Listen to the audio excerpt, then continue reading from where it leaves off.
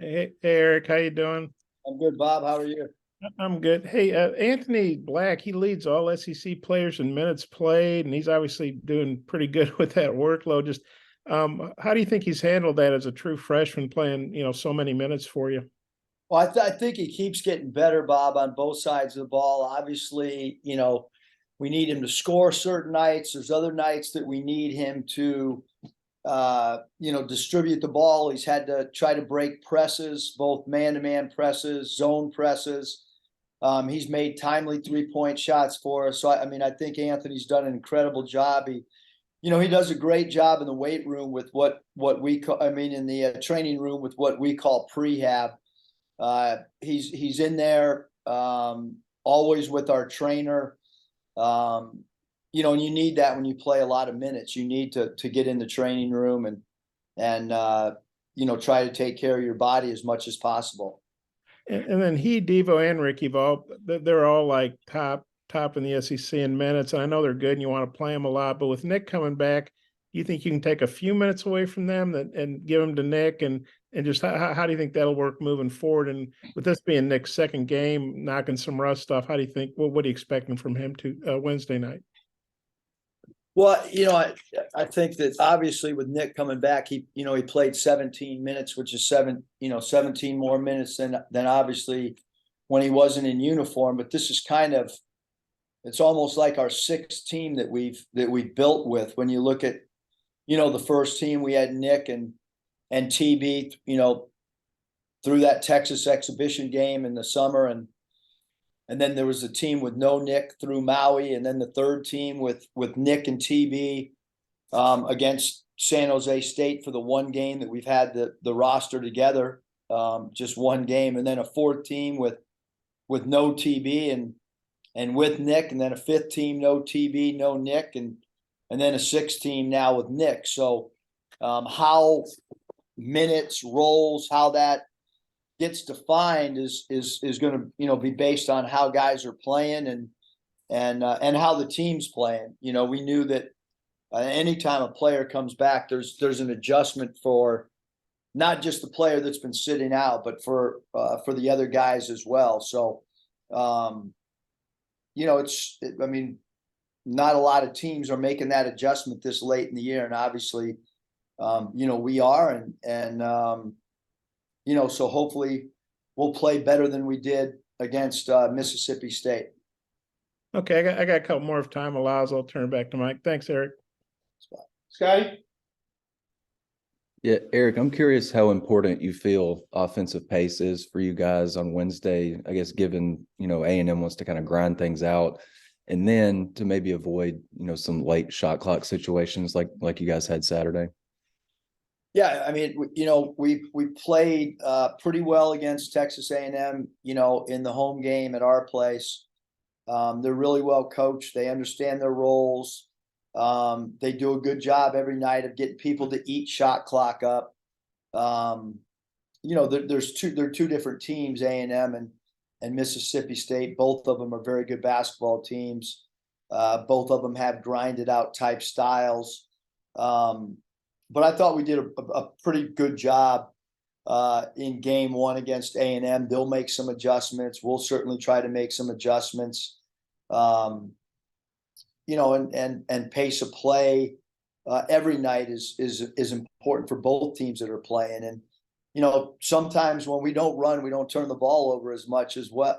So hopefully going on the road, we'll play better than we did the other night on Saturday against Mississippi State. And then specifically with Tyrese Radford, what are the challenges with him? It seems like he's a guy that checks a lot of boxes for that team.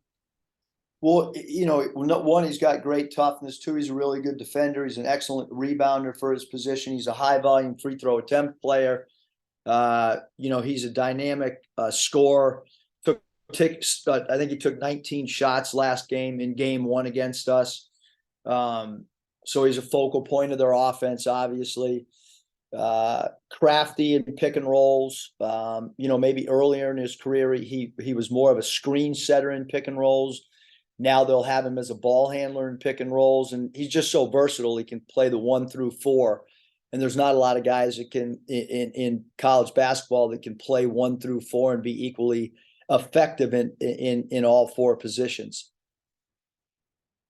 Hutch? Yeah, Coach, Devo's been so good for you for 9 straight games before this last one. Do you have to say anything to him after this one, or is he kind of like one of those veterans where you just kind of know he knows what he's got to do moving forward? No, I mean, I think as a coach, you always want to try to talk to your players after games, both individually and collectively as a group. So when we get, when we talk about film today, we'll go through different things as a group, and certainly it's important for me to talk with guys individually, whether it be pre-practice, post-practice,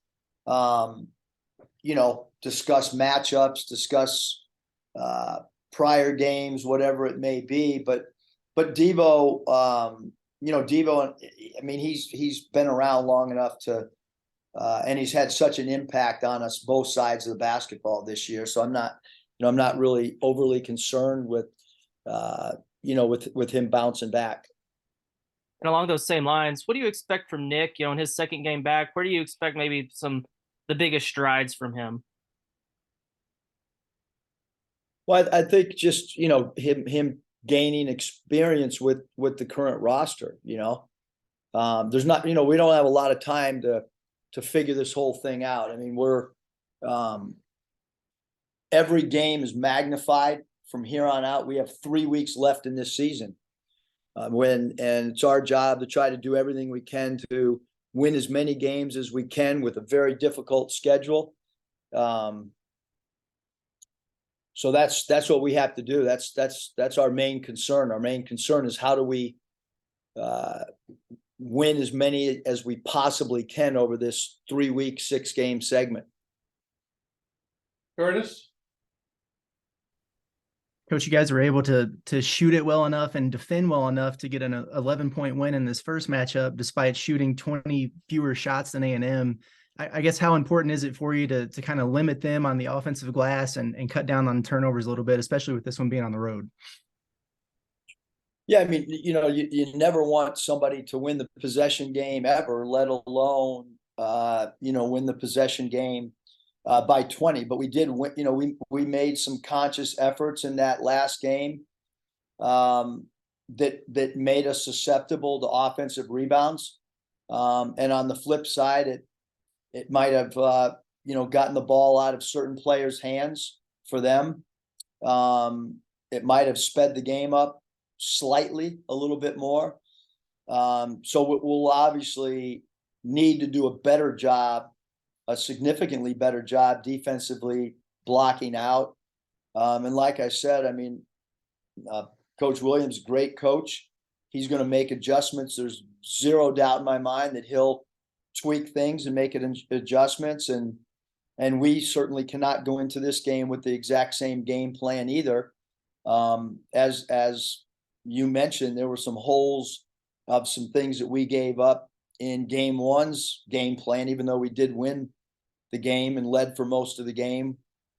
We've got to do better in a lot of areas with this being a road game. And then with Wade Taylor, he scored a decent amount of points, but you really made him work for it. I think he was 6 of 19 also in that game. Just what makes him a tough cover, and what are some of the keys to containing him? Well, I think the thing with Taylor is he's got deep range, he's confident, and then he's got great speed, and he's also got great quickness. He's improved as a ball handler, maybe a little bit more of a 2 shooting guard in the past. Now has evolved into playing the point guard position for him. He's done a great job.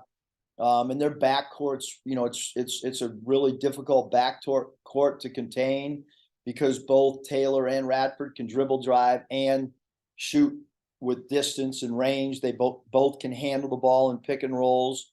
And then Gordon, even, people don't talk about it. I don't know how many games he started as a college player in the SEC, but it's probably in the 60 range. With him as a starter, and he's now coming off the bench. So 3 guards, all have specific roles and contribute in different ways for Texas A&M. Hey, Bob, follow-up question? Yeah, Eric, I think I got this right. I think A&M leads the SEC in free throws made and attempted. And obviously, Nation. yeah, okay. Well, thanks, the nation. And how big is it to keep them, from getting on the line a ton? And obviously, on the road, you tend to get called for more fouls. Visiting team does. That's just kind of life on the road. I mean, how do you balance that? You want to play tough defense. You don't want to foul them a bunch, put them on the line a bunch. Kind of how do you see that aspect of the game playing out? Well, we draw a lot of fouls too. So hopefully, two teams that relentlessly attack the rim. I thought we did a pretty good job of late of going vertical, which would tend to say there's not going to be as many free throws attempted. So we'll continue to work today and tomorrow on going vertical. Continue to work on trying to keep our man in front of us, so as not to give up too many free throws attempted by the opposition. And then we'll conversely, we'll continue to work on trying to draw fouls on our end. What is it A&M does to get to the line so much? Well, I mean, I think it's, it starts with Radford. He's strong. He's, got 3-point range, drives hard to the rim.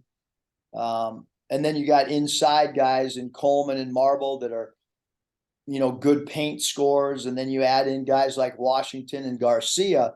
Those two up front off the bench guys come in and they're really, really active and very aggressive. That being 13 Washington and 11 Garcia. So you add all that together, and Dennis is a guy that can make threes and can put some pressure on the rim as well. And so that's, it's an aggressive team on both sides of the ball. Getting back to Anthony for a minute, it seems like every game we see video of him either getting hit in the abdomen, like in the Super Bowl yesterday or something, or getting slapped in the face. And he's not the biggest guy in the world, kind of wiry, but he seems to just take all this physical punishment and keep coming back. What do you thought about that aspect of his play? And then this is all around you. You mentioned his shooting and facilitating, but he rebounds, he gets assists, probably just turning over a little more than you would like. But just what do you thought about his all around game and his ability to basically take all this contact? Well, maybe that's from his football background of being a wide receiver and being willing to take some tough physical. But he's got a great body. He's got a really strong lower body. But I do think, Bob, you brought up the fact that he's a great. I mean, you look at point guard rebounding. He's as good a point guard rebounder as there is in college basketball, both offensively and defensively. His offensive rebounds kind of have been at a timely junctures of games. He's obviously out away from the rim a lot, being the point guard and the initiator of the offense. But he does make timely offensive rebounds. There's no doubt about that. Defensive rebounding, there's been games when he's gone up amongst opposing team centers and power forwards and not only rebounded the ball, but also range rebounded out of his area. And he's got great court vision when teams try to trap him in pick and roll. He's done a really good job of finding the roll man or looking at skip passes, looking over the defense for skip passes. So he presents problems for sure. He's great downhill dribble driver, and that downhill dribble drive can lead to dump off passes for teammates, or it can lead to him scoring or drawing free throws as well. One last question about A&M. That's one of the few you've won it almost everywhere in the league. I think only 3 places you haven't won in just 4 years. And but A&M is one of those places. I know you haven't played there a lot. I think you played there twice. But Mike Anderson had some real good Missouri and Arkansas teams that struggle to win there too. What is it about A&M that makes that a tough road place? Because you really don't think about Reed Arena as a incredible basketball venue, and yet A&M seems to do real well there.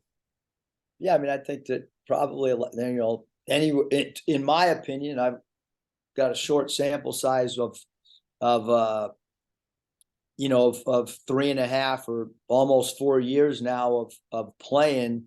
I've only been there twice. So, I mean, that's the interesting thing about playing in a league like the SEC is the regular season is, the conference, it's not a balanced schedule. So it's the first time I've ever been a part of any league where it's not a balanced schedule. In the G League, it's pretty balanced, and in the Mountain West, it was balanced. You know, so it's a little bit unique that you don't play everybody twice, and your strength of schedule changes from year to year. Again, I mean, it's finishing up our 4th year, and we've only played there twice. So this will be the 3rd game. But I think anytime you play a well-coached team and then you have to play them on their home floor, it's difficult to win. I can't speak for, you know, the other teams or the other years. I just know that this is a team that has only 2 losses in league. They have an incredible conference record right now, and this will be a very, very challenging game, as will the other road games that we have left on our schedule. We have arguably the 3 best teams on the road, our last 3, you know, road games. Thanks, Coach. Appreciate you. All right, thanks, guys. Thanks, Eric.